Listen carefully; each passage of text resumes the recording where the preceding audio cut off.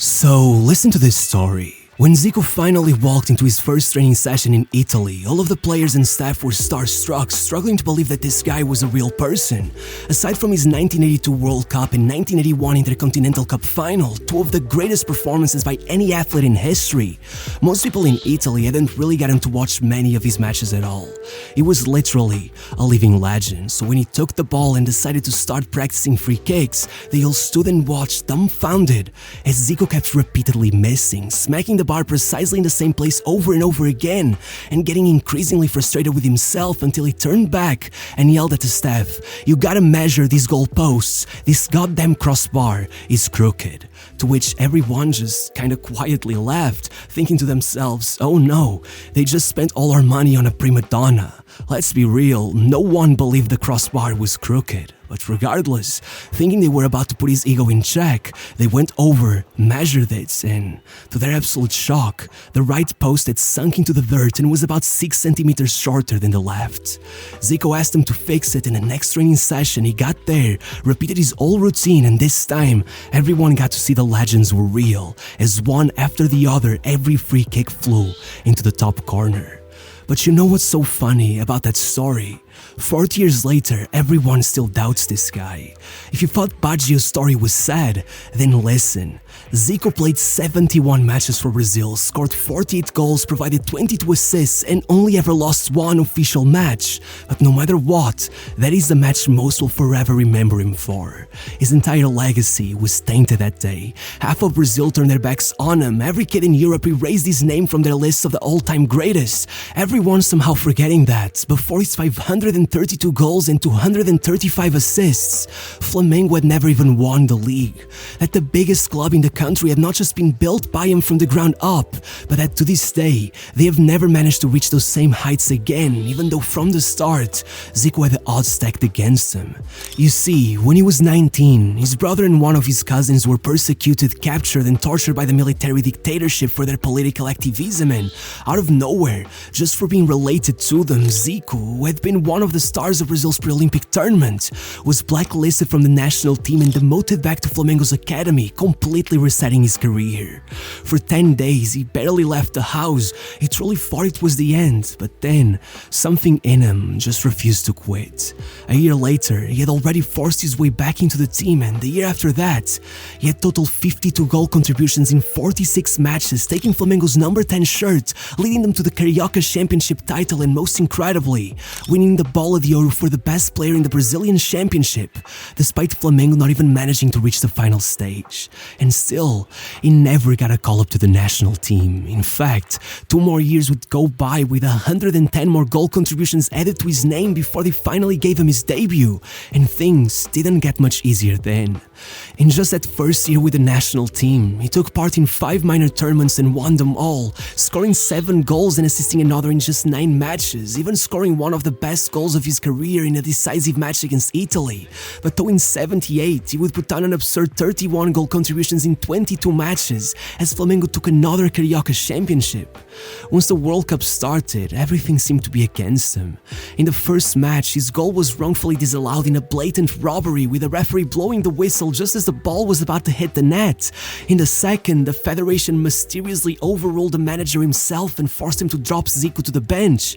And in the last one, once he had finally been allowed back into the starting 11, not only was he forced to come out injured only 7 minutes into the game, but with one foot already in the final, Argentina racked up an unbelievable 6-0 win, leapfrogging Brazil to the top of the table in their very last match, leading to some serious accusations of match fixing, and still, nothing could stop this guy. The next year, after he put on 26 goals in 17 matches to take the Carioca Championship a second time, the federation came in his way once more, denouncing the tournament organizers and forcing it to be replayed, to which he simply went at it again, scoring 34 goals in 26 matches, taking the trophy for the second time in the same year. Then going away to Spain to play the Ramon Carranza tournament, scoring as they beat the Barcelona squad with the likes of Niskans and Ballon d'Or winner Alan Simonsen to take the trophy as well, getting Real Madrid to approach Flamengo for his signing and being sent away by Zico's dad, who claimed his son would only leave once he had made Flamengo world champions, which, as per usual, had Real Madrid's representatives laughing in his face, though they wouldn't be laughing for long. After another international disappointment, with Zico getting 2 goals and an assist in 3 matches before being suspended and watching from the stands as Brazil was knocked out of the Copa America immediately, he went into the following season looking more determined than ever, scoring 13 goals in 13 matches over the first 2 rounds of the Brazilian Championship, eventually coming up against Santos in a match that would determine which of the 2 teams would make it to the final stage, scoring 2 goals in a 2-0 win, then coming up against Curitiba in the semi-finals and scoring another brace, meaning that out of the last 8 goals scored by Flamengo, 7 had been scored by Zico, which was no different in the final where he scored 1 and assisted the other as Flamengo beat Atlético Mineiro 3-2, becoming Brazilian champions and qualifying to the Libertadores for the first time in their history, meaning that there was no time to slow down.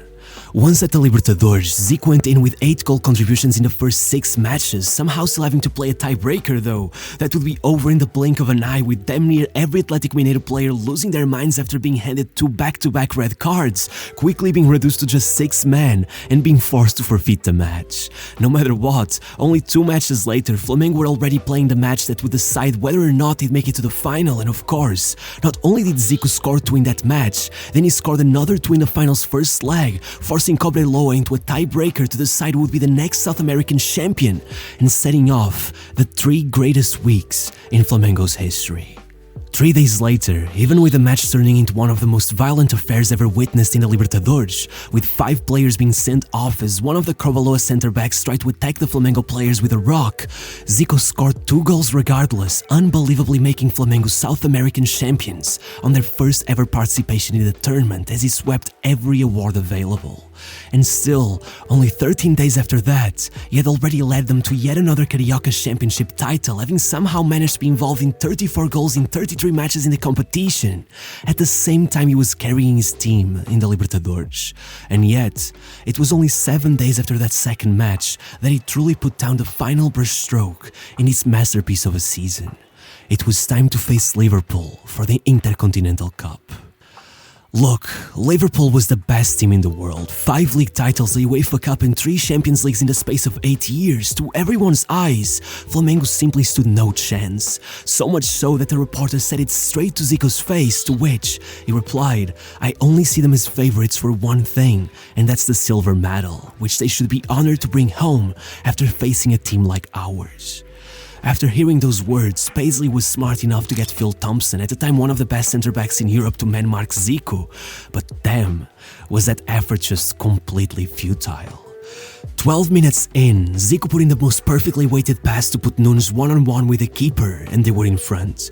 21 minutes after that, he smacked in a free kick, and on the rebound, 2-0. And before Liverpool even had the time to regroup in the locker room and ask themselves what the hell was happening, as goalkeeper Grovelar was heard yelling at Thompson to "Get Zico away from me, for the love of God, just get him away." He sliced through their defense with the outside of his foot, and Nunes put them in front, 3-0. By the end, Zico had been elected man of the match without scoring a single goal, and Flamengo, a team who a few months back did not have a single league title to their name, had humiliated one of the most legendary squads in history and were crowned world champions. When Bob Paisley was forced to apologize for the loss, all he could say was, "He made us look like a pub team. In 20 minutes, we were dead." While on the other side, the reporters repeatedly told Zico that the word on the streets was that he was now equal to Pele, though that feeling would not last very long. After closing out the 1981 season by being named the World Player of the Year by Guerin Sportivo, which was pretty much the Italian equivalent of the French-based Ballon d'Or, with the exception that even all the way back then they already allowed non-European players to win it, there was a sense that Zico couldn't get any better than that. But then, well, he finished his domestic season with 17 goal contributions in 14 matches, putting Flamengo through to the Brazilian Championship's final stage and again, deciding every single round, scoring 2 out of their 3 goals in the round of 16, then the decisive away goal in the quarters, scoring 4 in the semis, then going into the final with a volley for the opener and assisting the decisive goal in the tiebreaker to lead Flamengo to a second league title and be named the best player in the country for a second time, which no one has been able to outdo to this very day. I can't stress this enough. When the season was interrupted so that the World Cup could take place, Zico was seen without a shadow of a doubt as the best player in the world, to a lot of people as the greatest since Pele, and that Brazilian national team as maybe the greatest in history. Even Guardiola himself called them the most wonderful team that ever existed, and once the tournament started, they seemed determined to prove everyone right. In the first match, even with Zico having a bit of an off day, Socrates and Eder smacked in two absolute stunners to take the win against the Soviets. In the second, Zico started their comeback with an inch-perfect free kick as they went on to demolish Scotland 4-1. Then, in the final match of the first group stage, he opened the scoring with a bicycle kick, then a second goal just 3 minutes later and 2 assists to complete one of the most flawless World Cup performances of all time, which meant one thing. When Zico got drawn against Maradona's Argentina for the first of the 2 matches in the second group stage, it was Maradona who was trembling with anxiety, and so, when by the 86th minute Zico had already scored his own, played in a pass that led to the second and assisted the third, Maradona lost his head, kicked the player in the stomach, and was sent off.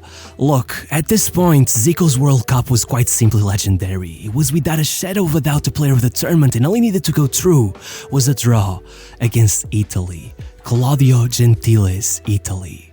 In his previous match, he had fouled Maradona 26 times, breaking the tournament's all-time record, and against Zico, it wasn't much different. Gentile brought him down over and over again, and though only 12 minutes into the match, Zico somehow still managed to get away from him and put in an assist. In the very next play, Gentile two-footed him from behind. But even with a yellow card to his name, he kept coming for him. There was even one moment inside the penalty area where he grabbed onto him so hard he ripped his shirt, but the referee didn't do a thing. And once the final whistle was sounded, as one newspaper wrote, in the bowels of the Estadio de Sarriá, men were sobbing uncontrollably while some were just vacantly staring, too numb to comprehend what had happened. Brazil had lost 3-2 and all the blame fell on their star player. It all fell on Zico, who'd spend the rest of his career trying to escape it. After 13 years refusing to leave Brazil, shortly after that moment behind the scenes, Zico began negotiating a move to Europe.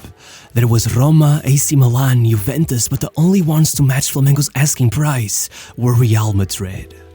For about 6 months, the negotiations went back and forth as Zico continued to play for Flamengo, leading them to yet another Brazilian championship final win.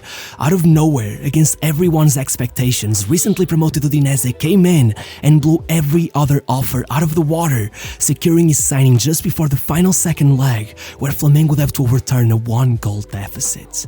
The only problem being that Zico was injured. But he was not gonna allow that to ruin his final match for the club of his heart, so he went in regardless, scored seconds into the match, and then assisted the decisive goal, lifting his 3rd league title in 4 years as he announced his departure. Once in Italy, you cannot even begin to imagine everyone's shock that a player of this dimension was joining Udinese.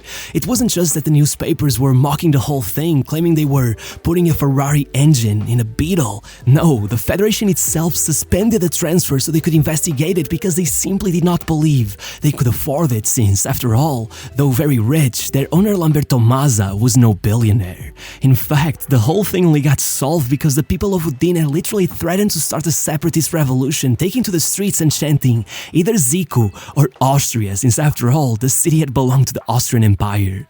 Regardless, once things got going, it was absurd. At 30 years old, Zico destroyed the Serie A. Halfway through the season, he had Udinese in 4th place. There wasn't one top team that didn't watch helplessly as he dismantled them and somehow brought points home. He had players almost fainting the moment they met him. He had 3 different teams give him a standing ovation. And though an injury would have him stuck in the sidelines for 2 months, watching as Udinese fell to 9th place in the table, he would still finish the year only 1 goal short of Platini as the league's 2nd highest goal scorer. For comparison, in Maradona's first year with Napoli, he didn't miss a single match, still scored 5 fewer goals than Zico, and ended up finishing the exact same 4 points away from the top 4, though keep in mind, Udinese was much weaker than Napoli, so much so that the next year, with Zico getting injured repeatedly, they finished only 3 points off of relegation, leading him to getting into a confrontation with the club's board, who had promised him they'd make more signings and build a proper team around him, which eventually culminated in his departure from the club, which, of course, could only mean one thing: his return to Flamengo, though that would be no fairy tale either. Only 6 matches in a match against Bangu, a player named Marcio Nunes did this. The result were 3 surgeries and nearly 2 years on the sidelines before Zico was able to make a full recovery. Keep in mind, he was already 32 the day it happened. In his own words, "I wanted to quit football one day. I didn't want football to quit me." However, that isn't the most impressive bit. That was the fact that midway through those 2 years, regardless of the injury, he was still called up for the World Cup with Brazil. In preparation for it, he put in 8 hours of gym work a day, but played only 3 games. In February, he lined up for Flamengo against direct rivals Fluminense and scored a hat-trick. 2 months later, he started in Brazil's game against Yugoslavia and not only scored another hat-trick, but scored one of the best goals of his career. But then, after one slightly more anonymous performance a few weeks before the tournament, regardless of anything that I've just said, he barely left the bench. Or at least it was so, until he came into the quarter-final match against France and was quickly subbed in order to take the penalty that would have decided the game before he even had time to properly warm up. As you may imagine, he missed, and an hour later, even though he'd scored in the shootout, Brazil had been knocked out yet again in what would be his final match in the yellow shirt, only further damaging his legacy.